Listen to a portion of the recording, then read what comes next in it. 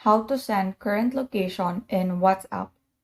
So for this, we will be using a third-party application, which is Google Maps. So if you don't have Google Maps installed in your phone, just head over to Play Store or App Store and search for Google Maps. Once you're done installing the application, open the app, and then from here, tap your profile icon, which is found on the upper right corner. Then select the location sharing option and tap share location.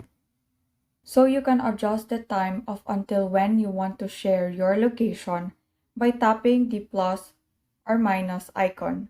Or you could also just select the until you turn this off option. So you can find the WhatsApp application by swiping to your left.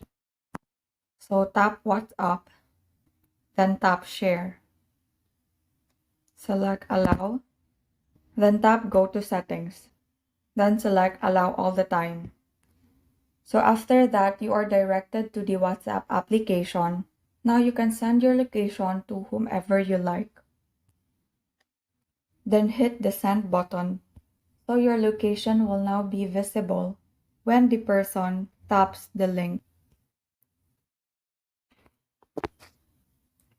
And so that is how you send current location in WhatsApp.